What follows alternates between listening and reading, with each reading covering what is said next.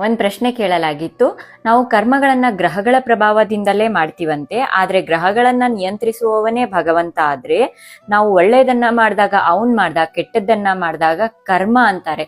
ಇದೆಷ್ಟು ಸರಿ ಅಂತ ಇಲ್ಲಿ ನಾವು ಕರ್ಮಗಳು ಮತ್ತೆ ಗ್ರಹಗಳು ಭಗವಂತನ ಬಗ್ಗೆ ತಿಳಿದುಕೊಳ್ಳೋ ಪ್ರಯತ್ನ ಮಾಡಬೇಕು. ಹೌದು, ಭಗವಂತನೇ ಎಲ್ಲ ಗ್ರಹಗಳನ್ನ ನಿಯಂತ್ರಿಸ್ತಾನೆ, ಆದ್ರೆ ನಾವು ಮಾಡೋ ಕರ್ಮಗಳಿಗೆ ನಾವೇ ಹೊಣೆ.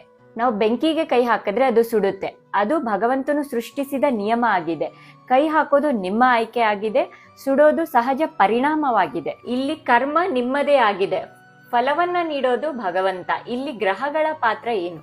ಗ್ರಹಗಳು ಕೇವಲ ನಮ್ಮ ಕರ್ಮ ಫಲವನ್ನ ವಿತರಣೆ ಮಾಡೋರು, ನಮ್ಮ ಕೈಯಲ್ಲಿರೋ ಹಣ್ಣನ್ನ ತಿನ್ಸೋರು. ಈ ಹಣ್ಣನ್ನ ಬಿತ್ತಿದವರು ನಾವೇ ಆಗಿರ್ತೀವಿ. ಇವರು ನಮ್ಮ ಹಿಂದಿನ ಕರ್ಮದ ಹಿನ್ನೆಲೆಯನ್ನ ನೋಡ್ಬಿಟ್ಟು ಫಲ ಕೊಡ್ತಾರೆ. ಫಾರ್ ಎಕ್ಸಾಂಪಲ್, ನೀವೊಬ್ರು ವಿದ್ಯಾರ್ಥಿ, ಶಿಕ್ಷಕರು ನೀವು ಓದಿ ಬರೆದಂತಹ ಪರೀಕ್ಷೆಗಳಿಗೆ ಅಂಕಗಳನ್ನ ಕೊಡ್ತಾರೆ. ಹಾಗೆ ಗ್ರಹಗಳು ಹಿಂದಿನ ಕರ್ಮದ ಪ್ರಕಾರ ಇಂದಿನ ಜೀವನದ ಫಲವನ್ನ ಕೊಡೋರಷ್ಟೇನೆ. ಇಲ್ಲಿ ಶಿಕ್ಷಕರು ಮೋಸ ಮಾಡದೆ ನಿಷ್ಪಕ್ಷಪಾತವಾಗಿ ಅಂಕಗಳನ್ನ ಕೊಟ್ಟ ಹಾಗೆ ಗ್ರಹಗಳು ಹಿಂದಿನ ಕರ್ಮದ ಪ್ರಕಾರ ಫಲಗಳನ್ನ ಕೊಡುತ್ತೆ. ಹಾಗಾದ್ರೆ ಇದನ್ನ ನಾವು ತಪ್ಪಿಸಬಹುದಾ ಅಂತ ಭಗವಂತನಿಗೆ ಶರಣಾದ್ರೆ ನಮ್ಮ ಗ್ರಹ ದೋಷಗಳು ಬಲಹೀನವಾಗುತ್ತೆ. ನಾವು ಎಂತಹ ಕರ್ಮ ಮಾಡ್ತೀವಿ ಅಂತಹ ಫಲಗಳನ್ನ ಪಡಿತೀವಿ.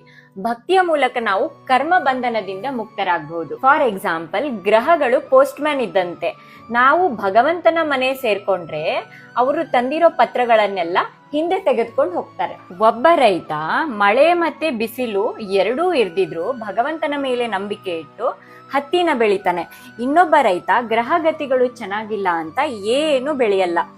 ಇಲ್ಲಿ ಇವನಿಗೆ ಫಲ ಸಿಕ್ತು ಶ್ರಮ ಮತ್ತೆ ಭಕ್ತಿಯಿಂದ, ಇಲ್ಲಿ ಇವನ್ಗೆ ಯಾವುದೇ ಫಲ ಸಿಗ್ಲಿಲ್ಲ. ಇಲ್ಲಿ ನಾವು ಪ್ರಾರಬ್ಧ ಕರ್ಮವನ್ನ ತಡಿಯಕ್ಕಾಗಲ್ಲ, ಆದ್ರೆ ಭಗವಂತನಲ್ಲಿ ಶರಣಾದ್ರೆ ಅದರ ತೀವ್ರತೆಯನ್ನ ಕಡಿಮೆ ಮಾಡಬಹುದು. ಯಾವ ರೀತಿ ಅಂತಂದ್ರೆ, ಪ್ರಾರಬ್ಧ ಕರ್ಮ ಅಂದ್ರೆ ಈಗಾಗ್ಲೇ ಬೀಳ್ತಿರೋ ಮಳೆ, ಬಿದ್ದಿರೋ ಮಳೆ.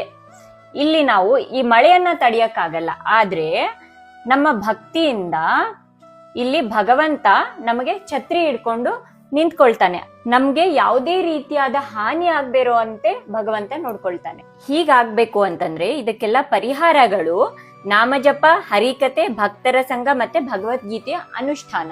ಕರ್ಮಗಳು ನಮ್ಮ ಕೈಯಲ್ಲೇ ಇವೆ. ಭಗವಂತನಿಗೆ ಶರಣಾದ್ರೆ ಗ್ರಹಗಳು ಅಡ್ಡಿಪಡಿಸಲ್ಲ. ಒಳ್ಳೇದು ಸಿಗ್ಬೇಕಂದ್ರೆ ಶ್ರಮ ಪಡ್ಬೇಕು. ಕೆಟ್ಟದ್ದನ್ನ ನಿಲ್ಸಕ್ಕೆ ಭಗವಂತನಿಗೆ ಸಂಪೂರ್ಣವಾಗಿ ಶರಣಾಗ್ಬೇಕಾಗತ್ತೆ.